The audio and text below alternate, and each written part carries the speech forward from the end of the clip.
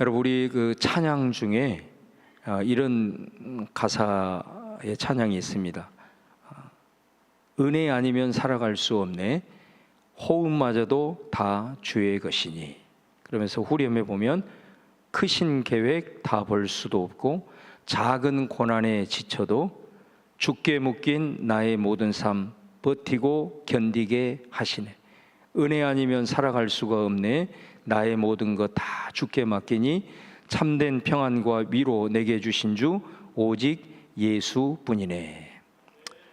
제가 오늘 한번 이 찬양을 부르려고 했는데 끝나고 이 찬양 같이 함께 한번 고백해 보시겠습니다. 여러분, 이 찬양을 이렇게 그 곡조를 이렇게 들어보고 또 이 가사를 이렇게 묵상을 해보면은 확 느껴지는 게 있습니다. 이 곡을 만든 사람은 정말 은혜를 아는 사람이에요. 은혜를 체험하지 않고는 이런 가사, 이런 곡을 만들 수 없다, 그런 느낌이 확 옵니다. 아마 여러분들도 그런 동일한 느낌이 오리라고 생각을 합니다. 여러분, 이제 이 오늘 특별히 우리가 말씀에 지금 베드로전서 이제 마무리를 하고 있는데 베드로전서를 마무리하면서 베드로 사도가 오늘 그 10절 말씀에 이런 표현을 씁니다. 모든 은혜의 하나님, 이렇게 말을 합니다. 모든 은혜의 하나님. 자, 이 표현 속에는 모든 것이 다 하나님의 은혜입니다, 이런 이제 고백이 담겨 있는 것 아니겠습니까? 특별히 베드로전서는 고난의 신학이라고 말합니다. 그러니까 특별히 이 베드로전서는 그 내용 자체가 정말로 그리스도인으로서 세상 속에서 살아가면서 부딪히는 수많은 그 고난의 상황을 어떻게 우리가 헤쳐나가야 될 것인지, 이제 그것에 대해서 격려하고 위로하고 소망의 메시지를 던지고 있는데, 사실은 그 고난에 대한 내용이 거의 모든 내용을 다 차지하고 있는데, 그 편지를 마무리하면서 베드로 사도가 고백하는 것은 모든 은혜의 하나님, 이 모든 것이 다 하나님의 은혜였다, 이렇게 결론을 내리고 있다라고 하는 것입니다. 그래서 오늘 이 말씀을 우리가 함께 상고하면서 저와 여러분도 모든 것이 다 하나님의 은혜였구나, 이렇게 함께 고백하고 찬양할 수 있는 여러분 될 수 있기를 주님의 이름으로 축원을 드립니다. 오늘 10절 말씀에 보면 모든 은혜의 하나님 곧 그리스도 안에서 너희를 부르사, 이렇게 말씀을 하고 있습니다. 다시 말하면 우리를 그리스도 안에서 하나님이 나를 불렀다. 그러니까 은혜의 출발점은 뭐냐면 하나님이 우리를 부르셨다입니다.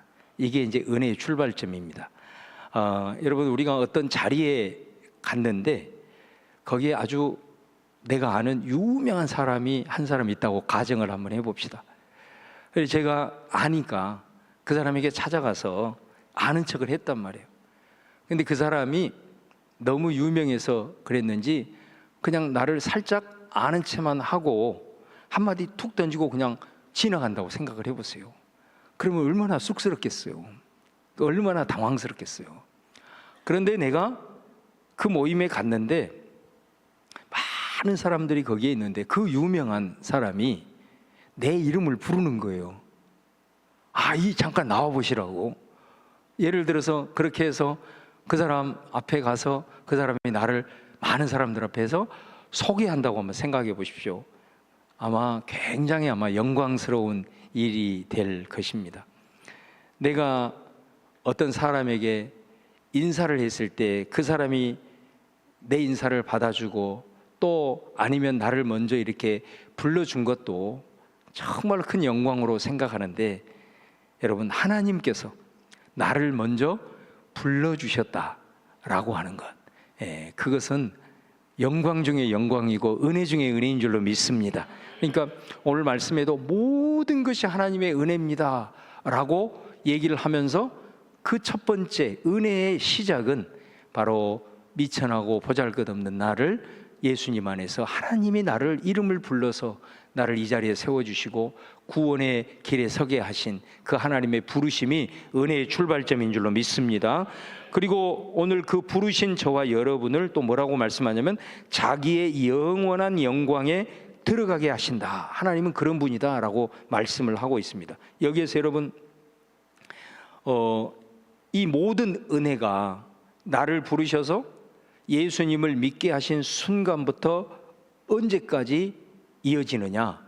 바로 영원한 영광에 들어갈 때까지, 이렇게 말씀하고 있습니다. 하나님의 은혜는 나를 부르신 순간부터 바로 내가 주님 앞에 가서 영원한 영광 가운데 거하는 그 순간까지 하나님의 은혜가 끊어지지 않는다. 할렐루야. 특별히 여러분 여기 보면은 마지막 그 영원한 영광, 그거는 우리의 마지막이잖아요. 이 땅에서의 마지막. 그리고 이 땅에서의 마지막이 되는 그 순간 우리는 영혼의 세계로, 그 영광의 세계로 우리가 들어가게 되는데, 그렇다고 한다면 이 마지막, 우리의 이 땅에서의 마지막 인생의 그 결론이 뭐냐? 영광이라는 겁니다. 영광. 그러니까 이게 은혜인 중에 은혜인 줄로 믿습니다.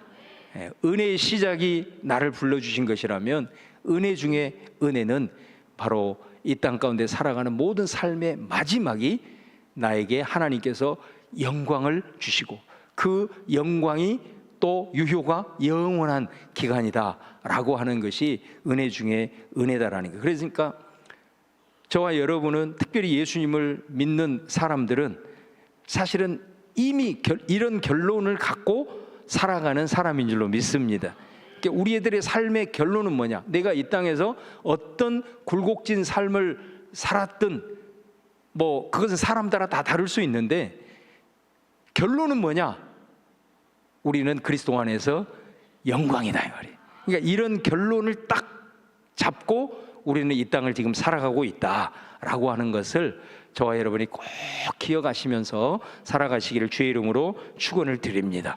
그러면 여러분, 우리가 우리의 마지막이 그 영광이라고 했을 때 이제 우리들이 살아가는 그런 삶의 그런 과정은 어떨까요? 자, 오늘 말씀해 보면 잠깐 고난을 당한 너희를, 이렇게 표현을 하고 있습니다. 그러니까 우리가 마지막은 하나님의 그 거룩한 그 영광 가운데 우리가 결론을 짓게 될 거인데, 우리가 그 결론에 이르기까지 이 땅에서의 삶을 표현하면서 잠깐 고난을 당한다, 이런 표현을 쓰고 있다는 것입니다. 여러분, 여기 보면 사실은 고난이라고 하는 것은 당해본 사람만이 아는 거잖아요. 잠깐이라고 했을 때 진짜 우리가 고난다운 고난을 겪게 되면은 진짜 그 고난의 한 시간이 10년, 20년처럼 길어질 때가 있어요. 그러니까 이 잠깐 고난을 당한다, 이 표현이 진짜 고난을 당해보고 고통 가운데 있는 사람한테는 이게 잘 와닿지 않을 수가 있다라는 것입니다. 자, 그런데 여기에서 너희가 잠깐 고난을 당한다. 그럼 그 고난을 당하는 자리가 어디냐?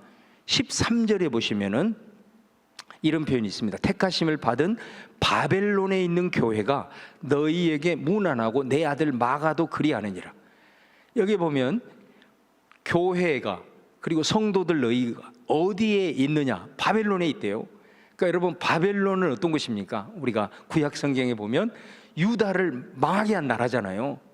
그 바벨론이라는 나라가 유다에 쳐들어와서 느부갓네살이 와서 예루살렘 성전 다 파괴시키고, 그리고 거기에 있는 왕으로부터 시작해서 사람들을 전부 다 포로로 데리고 가서 거기에서 포로 생활을 하면서 정말로 수치를 당하고 모욕을 당하고 고난을 당하게 했던 그 나라가 바벨론이잖아요. 바벨론.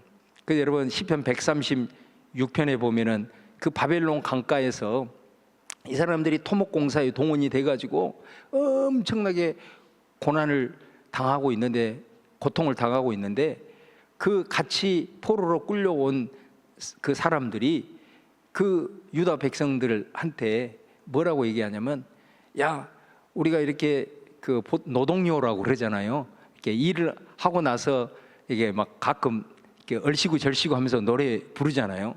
그런 것처럼 야, 우리들을 위해서 한번 노래 한 자락 불러봐라, 이렇게 얘기를 하는 거예요. 그러니까 여러분, 그 노래 한 자락, 유다 백성들에게 노래는 무엇입니까? 하나님을 찬양하는 거거든요. 그러니까 하나님을 찬양하는 그 곡조와 그 노래를 가지고 사람들을 즐겁게 하는 그런 일종의 니나노 같이 그렇게 불러달라고 했을 때, 그때 이 포로로서의 그 유다 백성들의 그 삶의 고통도 컸지만은 그런 수치와 그 모욕은 견딜 수가 없었던 것을 우리가 보게 됩니다. 어찌하든 그 바벨론이 이제 그런 곳이라는 거예요. 근데 이 베드로전서에서 바벨론은 그 바벨론은 아니겠죠. 왜냐하면 그 바벨론이 이미 망했으니까. 그럼 여기에서 바벨론은 어디를 가리킬까요? 바로 로마를 가리키는 겁니다. 로마. 그러니까 로마를 바벨론으로 표현을 했다라는 것은 뭐냐면, 바로 그때 당시에 바벨론에게 고통을 당했던 유다 백성들이 지금 이 시대 속에서는 예수 그리스도를 믿는 그리스도인인 거예요. 그리고 이 그리스도인들이 지금 이 로마 제국에 살아가고 있는 이 사회 속에서 그만큼 유다 백성들이 바벨론 사람들에게 겪었던 그런 아픔과 조롱과 그 수치를 지금 당하고 있다라는 것을 지금 말씀을 하고 있는 거예요.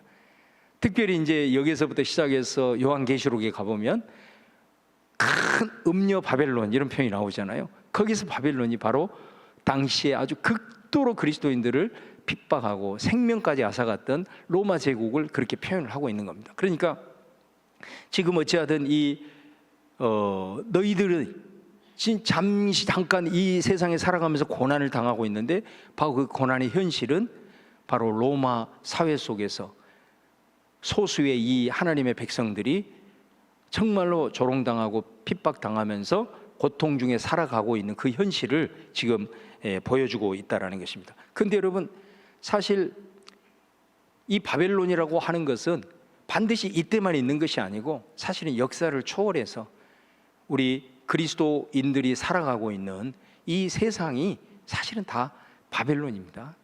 왜냐하면 지금도 우리가 뭐 어떤 신앙의 자유도 있고 이렇게 하지만은 우리나라의 현실을 보더라도 예수 그리스도를 믿는 그 믿음 안에서, 그리고 말씀의 기준을 따라서 우리가 살아가려고 애를 쓰면 쓸수록 사실은 우리가 참 세상에서 그리스도인으로서 살아가는 삶이 마치 나그네와 같이 때로는 서름도 당하고 또 때로는 여러 가지 삶의 장벽도 만나고 이런 경우들이 있는 것을 보면 단순히 이 시대만이 아니라 우리가 역사를 초월해서 그리스도인답게 살아가고자 했을 때는 어찌 보면 그 살아가는 세상 한복판이 결국은 바벨론과 같은 삶이 될 수밖에 없다라는 것을 말하고 있는 거예요.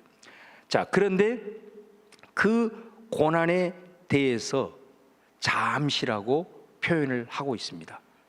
이 잠시를 우리가 이해를 하기 위해서는 방금 말씀드렸던 우리의 마지막, 우리의 인생의 마지막이 우리에게 왔을 때, 그때 우리가 받게 될 그 영광의 영원함에 비하면 우리가 이 땅에서의 그리스도인으로서 잠시 직면했던 그 고난은 잠시 잠깐에 불과할 수밖에 없고 찰나에 불과할 수밖에 없다. 그러므로 우리는 이 땅에서 바벨론과 같은 이 세상에서 직면하는 그런 고난일지라도 바로 영원한 영광에 비하면 우리는 이 고난마저도 우리는 은혜라고 고백할 수 있다는 거예요. 여러분, 오늘 이 말씀이 여러분에게 어떻게 다가올지는 몰라도 바라기는 이 말씀이 여러분의 마음에서 우러나오는 고백으로 올려드릴 수 있기를 주님의 이름으로 축원을 드립니다. 그 마지막 날 영광의 소망을 날마다 우리가 바라보고 이 상황들을 함께 극복해 나가야 한다라는 것이죠. 자, 그러면서 또 한 가지를 말합니다. 이 모든 은혜의 하나님, 다시 말하면 우리가 이 땅에서 잠시 직면한 고난까지도 우리에게 은혜가 될 수 있다라는 것을 얘기를 해요. 하나는 영원한 영광에 비하면 우리가 당하는 고난도 은혜라고 고백할 수 있고, 이 땅에서 우리가 직면한 이런 여러 가지 아픔, 기억들, 그 다음에 고난까지도 이 땅에 살아가면서도 은혜라고 고백할 수가 있다는 거예요. 그 이유를 오늘 4가지로 설명을 합니다. 바로 고난을 통해서 첫 번째는 너희를 온전하게 하시고, 그 다음에 두 번째는 고난을 통해서 너희들을 굳건하게 하시고, 그리고 고난을 통해서 너희를 강하게 하시고, 그리고 마지막 4번째는 고난을 통해서 너희들의 털을 견고하게 하시기 때문에 우리는 그 고난도 은혜라고 얘기할 수 있다. 자, 오늘은 2가지를 말씀드리고 나머지 2가지는 다음 주에 하면서 베드로전서를 다음 주에 마무리하도록 그렇게 하겠습니다.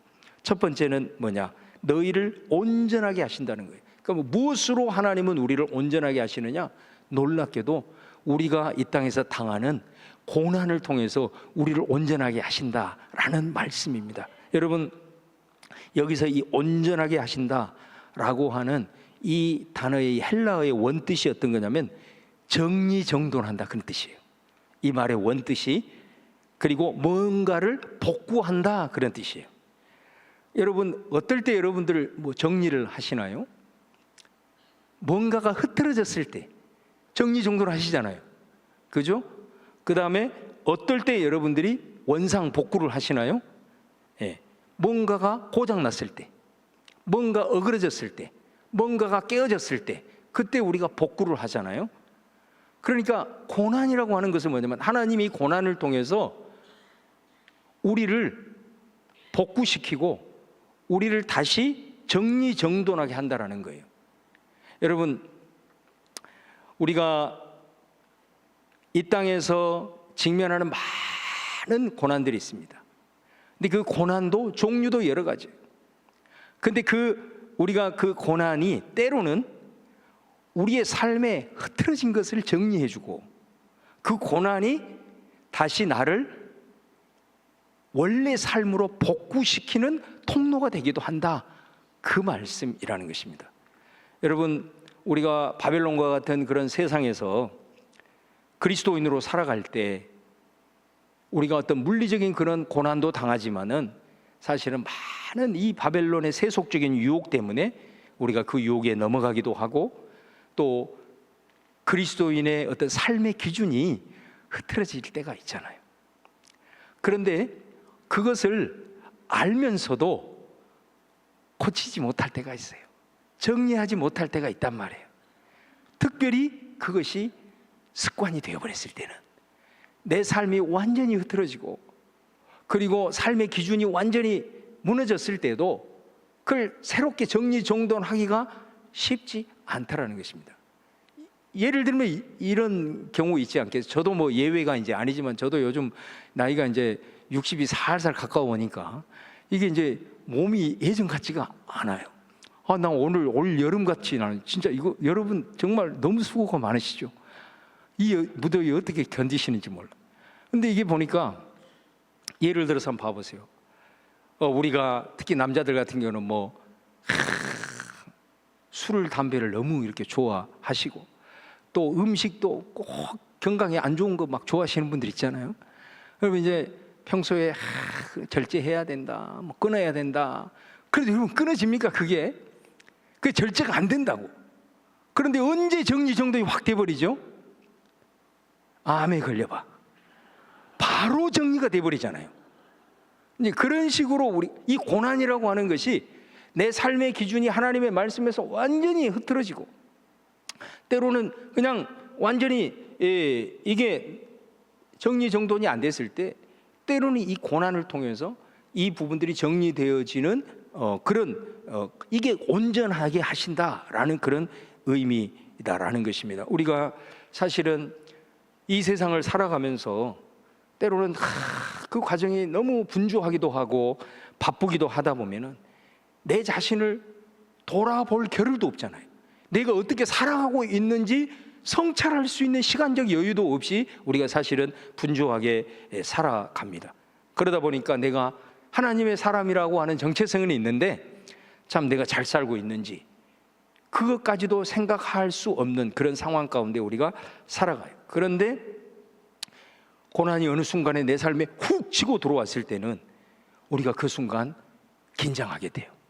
그러면서 하나님의 사람들은 먼저 영적으로 긴장하게 됩니다. 그러면서 내가 하나님 앞에 지금 제대로 걸어가고 있는가, 이 생각을 먼저 하게 됩니다, 하나님의 사람들은. 그리고 내 안에 혹시 영적으로 무너진 것은 없었던가, 이런 것들을 스스로 질문을 하게 되면서 그 질문을 하게 됨으로써 내가 흐트러진 것 정리하고 다시 회복할 수 있는 계기를 마련한다는 거예요. 그러니까 여러분, 이 첫 번째 고난을 통해서, 이 고난이 우리들에게 유익이고 이 고난이 우리에게 은혜다라고 하는 것은 흐트러져 있는 우리들의 삶을 정리해주고 무너졌던 것들을 다시 복구시켜주는 회복의 은혜의 통로가 된다. 할렐루야. 그러니까 이거는 쉽게 얘기를 하면 베드로전서에서 나왔듯이 이 고난의 종류는 뭐냐면 사실은 죄로 인한 것입니다. 모든 고난이 다 죄 때문에 있는 것은 아닙니다. 그러나 어떤 고난은 죄로 인한 고난이 올 수가 있다는 거예요. 여러분, 죄라는 게 헬라어로 하마르티아라는 단어를 쓰거든요. 하마르티아가 어떤 단어냐면 관역이 있는데 화살을 확 쏴요. 화살을 쏘는데 그 관역을 방향은 그 방향을 향하여, 관역을 향하여 가는데 그 관역을 빗나갈 때 그걸 죄라고 하는 거예요. 그러니까 죄는 우리가 생각했던 것처럼 저 목표가 있는데 저것이 우리의 기준인데 그 기준과 정반대로 가는 것을 죄라고 안 해요. 우리가 그 기준을 향하여 갑니다. 그 방향을 향해서 가는 거예요. 가는데 그 관역을 못 맞추고 빗나가는 것을 죄라고 얘기를 하는 거예요. 우리가 생각하는 죄의 관념을 좀 다시 한번 말씀 앞에 새롭게 정리할 필요가 있는 거예요. 그렇기 때문에 우리가 그 하나님의 말씀에 대한 기준이 빗나가게 되면 우리들의 영적인 삶은 흐트러질 수밖에 없고 이렇게 될 수밖에 없는 것이죠. 자, 그런 상황 속에서 우리가 다시 복구하고 다시 회복할 수 있는 것이 결국은 이 고난을 통해서 될 수 있는데, 그러면 무작정 고난이 온다고 되냐? 왜 하나님이 고난을 주시냐? 바로 그 죄로부터 돌이키게 하기 위함이에요. 그러니까 우리가 이 고난 가운데 직면했을 때는 내 스스로가 자신을 성찰하면서 이 고난이 왜 왔는지를 진지하게 기도하면서 돌아볼 때 내 안에 하나님이 기뻐하지 않는 모습들이 생각이 난다면 바로 우리가 하나님 앞에 돌이키고 회개하고 먼저 아버지께 자백하고 그리고 가던 길을 돌이키고 또 때로는 그 상황 속에서 우리가 다시 한번 결단하고 나아갈 때 바로 우리들의 무너졌던 모든 것들이 회복이 되어지고, 그러니까 고난에 직면했지만은 그 고난은 회개를 통해서는 반드시 회복이 됩니다. 그런데 놀라운 것은 그 고난만 회복된 게 아니라 내 무너졌던 영적인 것도 다시 회복이 되고 복구가 되는 역사가 나타난다는 거. 할렐루야. 그런데 사실 여러분 재밌는 얘기 하나 해드리면은, 사실은 우리가 이 돌이킨다는 것이 얼마나 힘든 거예요. 이게 돌이킨다는 것이 너무너무 힘들어요. 어떤 아들이 한 명 있었는데 그 아들이 계속해서 이렇게 말썽을 많이 부리는 거예요. 그래가지고 이게 학교에서 연락도 오고, 그래가지고 아버지가 마음이 많이 속상해가지고 한 번은 아들을 데리고 교회로 간 거예요. 교회로 데리고 가가지고 내가 자식을 잘못 가르쳤다 하면서 하나님 앞에 회개하고 회초리를 가지고 그 아버지가 자기 종아리를 막 때리는 거예요. 그러자 아들이 어떻게 했어요? 그 아버지가 자기 종아리를 막 때리는 걸 보고 이 아들이 그 자리에서 무릎을 꿇고 눈물을 흘리면서 참회를 한 거예요. 아버지, 그만하세요. 그만하세요. 제가 다시는 그러지 않겠습니다. 그렇게 아들이 울면서 참회를 했어요. 그러고 나서 20년이 지났어. 이제 이 아들이 아버지가 된 거네. 그 아버지도 이제 아버지가 된 사람도 아들을 낳네. 근데 그 아버지의 그 아들이라고. 이 아들도 말썽꾸러기인 거예요. 맨날 문제 일으키고, 그래가지고 부모님 마음이 막 속상해가지고 어쩔 줄을 몰라는 거예요. 그래서 한 번은 이건 안 되겠다 싶어가지고 이 아버지가 회초리를 하나 딱 준비를 해놨어요. 그런데 며칠 못 갔어. 회초리를 준비한 냈음에도 불구하고 또 말썽을 부린 거예요. 그래서 아버지가 그 아들을 데리고 방으로 들어와가지고는 그 아들을 딱 앞에 세워놓고 옛날 생각을 한 거예요. 옛날 아버지 생각을 한 거예요. 그래가지고 아버지가 자기 바지를 걷어 올린 다음에 회초리를 때리면서 막 엉엉 울면서 통곡을 한 거예요. 막 울면서 통곡을 막 자기를 치면서 그렇게 사정없이 그렇게 한 거예요. 그 모습을 본 아들이 아버지 그만하세요. 제가 잘못했어요. 다시는 하지 않을게요. 그랬을까요? 제가 그랬으면 이 얘기를 할 필요가 없지. 이 아들이 그 아버지가 자기 회초리를 가지고 자기 종아리를 때린 것을 보고 깜짝 놀라가지고 방문을 확 젖히면서 나가면서 엄마, 아빠가 미쳤나 봐. 빨리 병원에 연락해. 그랬다는 거예요. 이게 시대가 많이 바뀌어가지고 옛날 방식은 안 통한 것 같아요. 그러면 여러분, 이 아들이 언제 회개를 할까요? 여러분, 사실은 이 아들의 모습이 우리일 수가 있다는 거예요. 그러니까 내가 아버지가 지적을 해줘서 내 잘못이 뭔가를 알고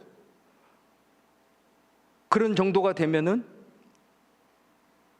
우리는 우리의 죄를 용서해 주신 예수 그리스도의 십자가를 생각하잖아요. 그 십자가를 바라보면서 우리 안에 마음이 아프지 않고 눈물이 메말라 버린다면 우리는 이 아들과 똑같은 모습 아니겠어요?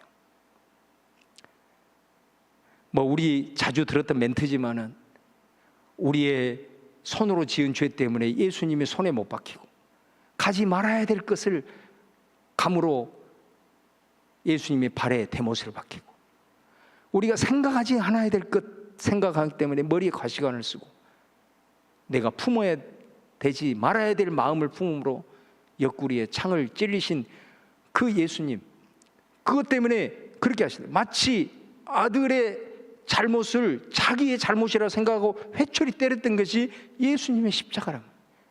우리 안에 그 내 죄된 모습을 보고 예수님의 십자가를 바라보면서도 아무런 감흥이 없고 그 속에서도 스스로에 대한 그런 죄책감이 아예 들지 않는다고 한다면 우리는 이 아들이 모습이 바로 우리들의 모습일 수가 있다는 거예요. 그런 아들을 어떻게 회개시킬까요? 하나님은 그 아들이 그렇게 살기를 원치 않은데 그 아들이 돌아와서 그의 삶의 흐트러짐을 회복하고 다시 온전하게 복구되어져서 하나님의 사람으로서 살기를 원하는데 전혀 십자가를 바라보아도 느낌이 없고 감흥이 없고 하나님 앞에 회개하지 않는다면 그 아들을 어떻게 해서 하나님께서 돌이키겠냐라는 거예요. 그건 고난밖에 없는 거예요.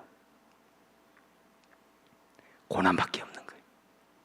그래서 여러분, 히브리서 12장에 사랑받는 아들은 다 징계를 받는 것이거늘 징계가 없는 아들은 사생자라 그래. 사생자, 친아들이 아니라 그랬어요.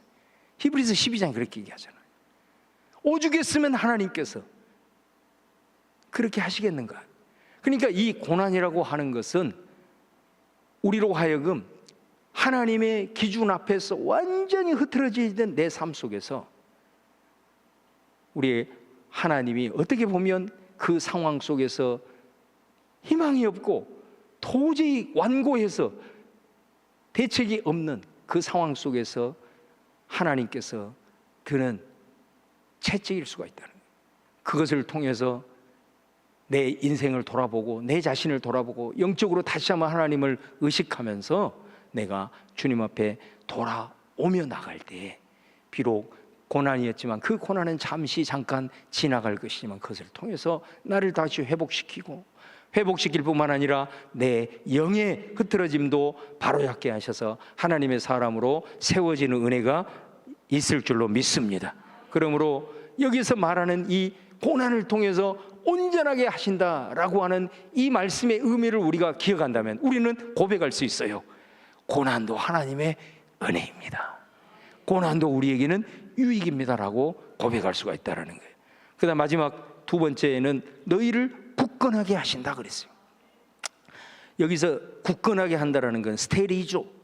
이거는 원뜻이 뭐냐면은 뭔가를 단단하게 고정시킨다 그런 뜻이에요. 굳건하게 한다. 뭔가를 단단하게 고정시킨다. 그러니까 여러분, 우리 그리스도인들은 반드시 기억을 해야 됩니다. 어떤 종류의 고난이 우리한테 오더라도 우리는 그것 때문에 결코 죽거나 망하지 않습니다. 그런데 그런 경우가 있습니다. 그거는 자기 스스로 포기했을 때. 이거는 대책이 없는 겁니다. 그러나 하나님은 우리가 감당하지 못할 시험당함을 허락하지 않습니다. 믿으시기를 바랍니다. 아무리 내가 힘들고 이제 내 인생 끝났구나 해도 내가 포기하지 않고 하나님 끝까지 바라보면 절대로 망하지 않습니다. 절대 죽임당하지 않습니다. 그것은 그리스도인은 그래서 능력이 있는 거예요. 반드시 지나가게 돼 있어요. 그거는 지나가게 돼 있어요. 그 고난이 돌아보면 그때는 너무너무 힘들었지만 여러분 뭐 스스로 고백하는 대로 비가 온 후에 땅이 단단해지듯이 그 고난을 한번 이렇게 통과하게 되면은 사람이 단단해져요. 견고해진단 말이에요. 그냥 딱 고정시켜 놓는 것처럼 흔들림이 없는 것이 됩니다. 그거는 고난이 아니면은 줄 수 없는 선물과 같은 것이다 라는 것이죠. 그래서 이 두 번째 고난은 어떤 의미의 고난이냐면 하나님이 우리를 단단하게 하시기 위해서 연단으로서 주는 고난이에요. 훈련시키는 고난. 자, 고난의 의미가 이런 의미도 있다라는 것입니다. 요즘 그 바닷가, 제가 이제 섬 출신이니까 그 바닷가에 그 텔레비 많이 나오잖아요. 그 나오는데 여러분 우리 고향에 옛날엔 그런 거 먹지도 않았는데 요즘 그런 거 많이 나. 거북손 그 혹시 보셨어요? 그거 막 따가지고 이렇게 하잖아요. 근데 그 거북손은 절대 손으로 못 땁니다. 딸 것 같아도 잘 안 따져요. 호미도도 잘 안 돼요. 이게 뾰족한 것으로 꽉 찍어서 빼야 이게 되거든요. 근데 이 거북손보다 더 단단한 게 있습니다. 그게 뭔지 아세요? 삿갓조개라고. 삿갓처럼 생긴 거, 바위에 붙어 있는 거. 근데 어촌에 사는 사람들은 그것이 전복보다 더 맛있다고 얘기합니다. 근데 이 삿갓조개로 보시면 알겠지만 이거는 진짜로 안 떨어집니다. 이게 어떤 삿갓조개는요 바위를 깨야만 떨어진다는 거예요. 그러면 어떻게 해서 이 삿갓조개가 이렇게 단단하게 붙어 있느냐? 그건 다른 이유가 아니라는 거예요. 파도와 싸워서 그렇게 됐다는 거예요. 파도가 여러분 살살 오기도 하지만 막 몰아붙일 때가 있잖아요. 막 내려치잖아요.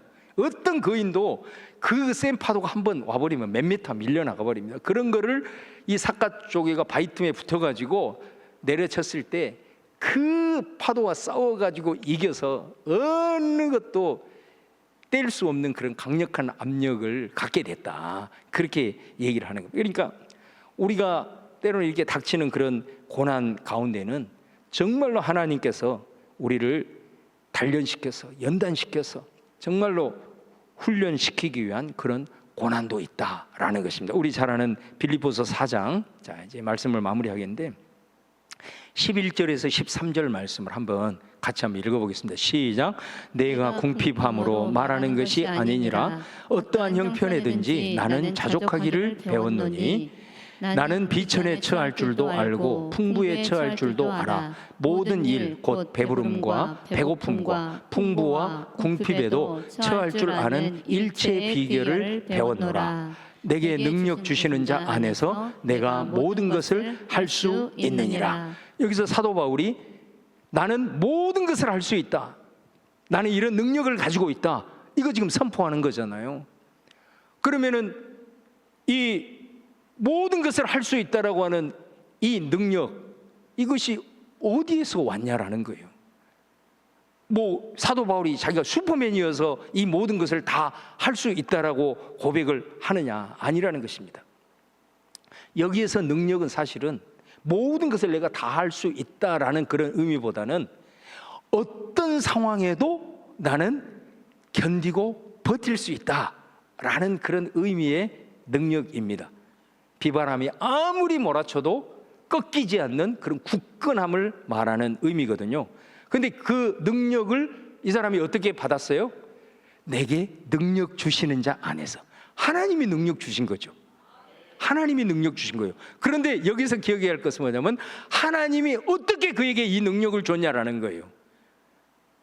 그것이 중요한 거죠. 하나님이 모든 환난과 모든 역경을 꺾이지 않는, 버틸 수 있는, 그거를 상황에 적응할 수 있는 능력을 이 바울 사도가 받게 됐는데, 하나님으로부터 받게 됐는데, 하나님은 어떻게 그에게 이런 능력을 줬냐라는 거예요.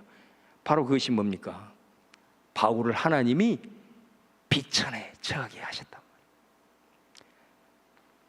높이기도 하셨지만 정말로 그걸 뭐 비천하면 우리 잘 아는 대로 사도 바울의 간질병, 그거 생각하시면 돼요. 또 배고픔에 처하게 하셨어요.